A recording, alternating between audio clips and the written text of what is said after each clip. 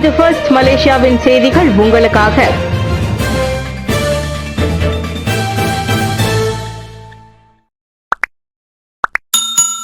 பள்ளி ஒன்று கூடலின் போது மயங்கி விழுந்த 6ஆம் ஆண்டு மாணவர் பரிதாப உயிரிழப்பு.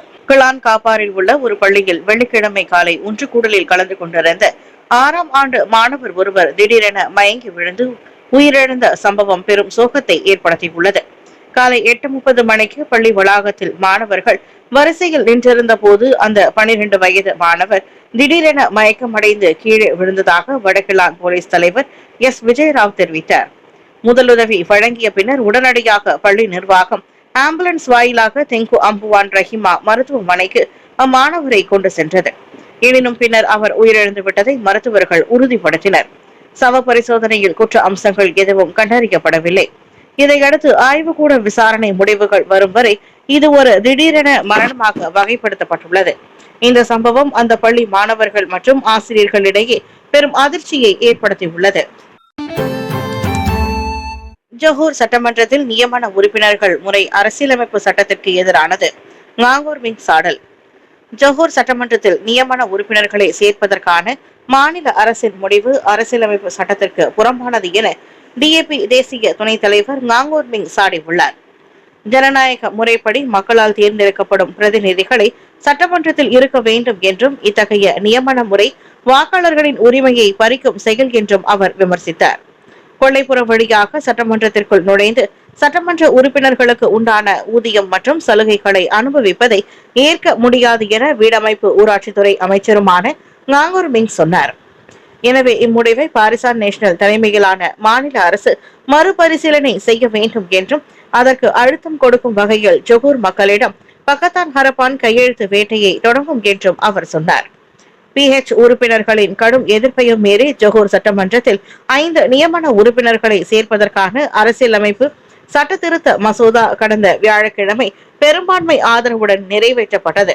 இதன் மூலம் ஜொஹூர் சட்டமன்ற உறுப்பினர்களின் மொத்த எண்ணிக்கை 61ஆக உயர்ந்துள்ளது. ஜோசப் விஜய் என்னும் நான் தமிழகத்தின் முதல்வராக பதவியேற்றார் டிவிகே தலைவர் விஜய். தமிழக அரசியலின் புதிய அத்தியாயத்தின் தொடக்கமாக டிவிகே தலைவர் விஜய் முதல்வராக பதவியேற்றுள்ளார். சென்னை நேரு உள் விளையாட்டரங்கில் சற்று முன்னர் நடைபெற்ற பிரம்மாண்டமான விழாவில் ஆளுநர் ராஜேந்திர அர்லேக்கர் விஜய்க்கு பதவி பிரமாணம் செய்து வைத்தார். முதல்வராக பதவி உறுதிமொழியை பார்த்து படிக்காமல் மனனம் செய்து பேசி அரங்கையே விஜய் அதிர வைத்தார். பதவி ஏற்பின் போது அரங்கின் முன் வரிசையில் அமர்ந்திருந்த விஜயின் பெற்றோர் சந்திரசேகர் மற்றும் உஷா தம்பதியர் மிகவும் மகிழ்ச்சி காணப்பட்டனர். பதவியேற்பின் போது அரங்கில் முன் வரிசையில் அமர்ந்திருந்த விஜயின் பெற்றோர் சந்திரசேகர் ஷோபா தம்பதியர் மிகவும் நெகிழ்ச்சியுடன் காணப்பட்டனர். முதல்வர் உறுதிமொழிக்கு பிறகு ரகசிய காப்பு பிரமாணமும் எடுத்துக்கொண்டு பிரமாண பத்திரங்களில் அவர் கையெழுத்திட்டார். விஜயுடன் டிவிகே பொதுச் செயலாளர் புசி ஆனந்த், ஆதவ் அர்ஜுனா உள்ளிட்ட 9 பேர் அமைச்சர்களாக பதவியேற்றனர்.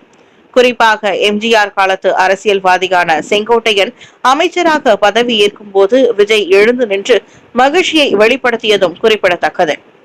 பதவியேற்பு விழாவில் இந்திய நாடாளுமன்ற எதிர்க்கட்சி தலைவர் ராகுல் காந்தி சிறப்பு வருகை தந்து விஜய் அருகிலேயே அமர்ந்திருந்தார். விஜய்க்கு பெரும்பான்மை கிடைக்க காங்கிரசின் 5 சட்டமன்ற உறுப்பினர்களின் ஆதரவு கிடைத்திருப்பதும் இங்கு குறிப்பிடத்தக்கது. முன்னதாக பதவியேற்பு விழாவுக்கு முழு போலீஸ் பாதுகாப்புடன் விஜய் சென்னை சாலைகளை வலம் வந்த போது இருமருங்கிலும் தொண்டர்களும் பொதுமக்களும் உற்சாகமாக வரவேற்றனர். தாய்மையே நாட்டின் எதிர்காலம், உழைக்கும் தாய்மார்களை போற்றி ரமணன் அன்னையர் தின வாழ்த்து.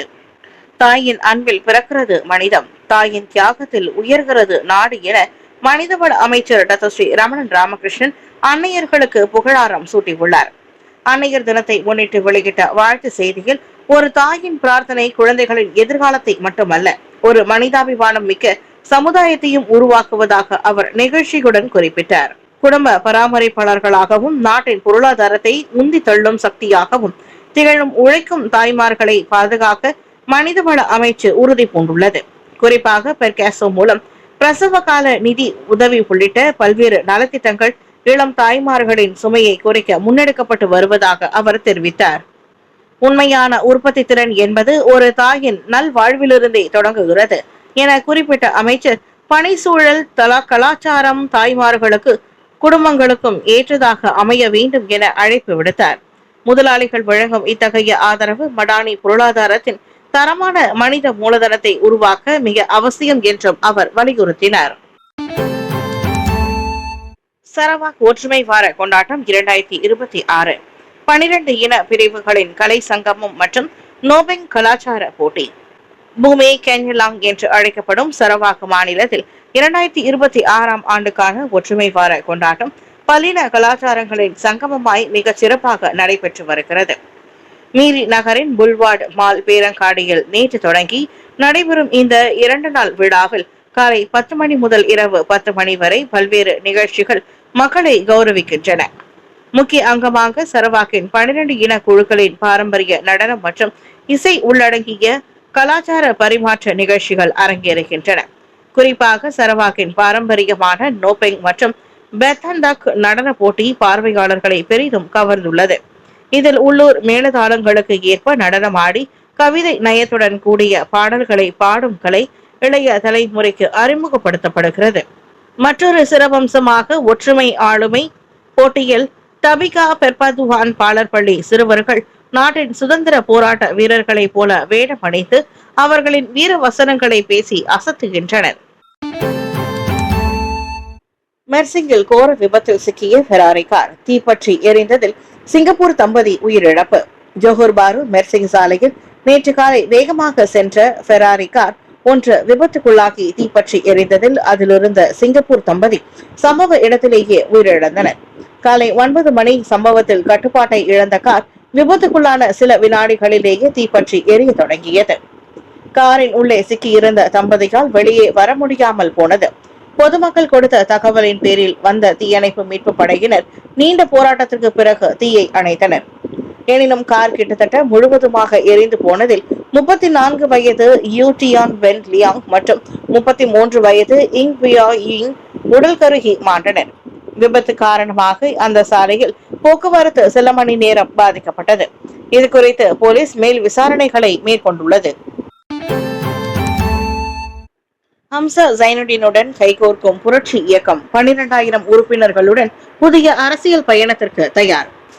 நாடளாவிய நிலையில் 12,000 உறுப்பினர்களை கொண்டுள்ளதாக கூறப்படும் புரட்சி என்ற இந்திய அரசு சாரா இயக்கம் எதிர்க்கட்சி தலைவர் ஸ்ரீ ஹம்சா ஜைனுடீனுக்கு தனது முழு ஆதரவை வெளிப்படுத்தியுள்ளது. நேற்று பெட்டலிங் ஜெயாவில் நடைபெற்ற செய்தியாளர் கூட்டத்தில் பேசிய அந்த இயக்கத்தின் தலைவர் கே உமாகாந்தன், ஹம்சா தலைமையில் அமைய உள்ள புதிய கட்சி அல்லது ரீசெட் இயக்கத்தில் ஒரு பிரிவாக இணைந்து செயல்பட தயாராக இருப்பதாக அறிவித்தார். இந்திய சமூகத்தின் உரிமைகளுக்காக தங்களை பிரதான அரசியலில் ஈடுபடுத்திக் கொள்ள இந்த புரட்சி இயக்கம் முடிவு செய்துள்ளது என்றார் அவர். ROS எனப்படும் சங்க பதிவிலாகாவின் நடைமுறைகளால் புதிய கட்சி தொடங்குவதற்கு பதிலாக ஹம்சாவின் தலைமைத்துவத்தின் கீழ் ஒரு அரசியல் அங்கமாக செயல்பட விரும்புவதாக அவர் குறிப்பிட்டார். இதற்காக அடுத்த 4 முதல் 6 மாதங்களுக்குள் தேசிய அளவிலான மாநாடு ஒன்றை கூட்டி தங்களின் அடுத்த கட்ட அரசியல் நகர்வை உறுதிப்படுத்தவிருப்பதாகவும் அவர் கூறினார். தான் ஸ்ரீ முஹிதீன் யாசினுடன் ஏற்பட்ட பிரச்சனையால் பெர்ஜத் கட்சியிலிருந்து நீக்கப்பட்ட ஹம்சா புதிய கட்சி தொடங்கக்கூடும் என எதிர்பார்க்கப்படும் நிலையில் இந்த புரட்சி இயக்கத்தின் ஆதரவு அரசியல் வட்டாரத்தில் முக்கியத்துவம் வாய்ந்ததாக கருதப்படுகிறது.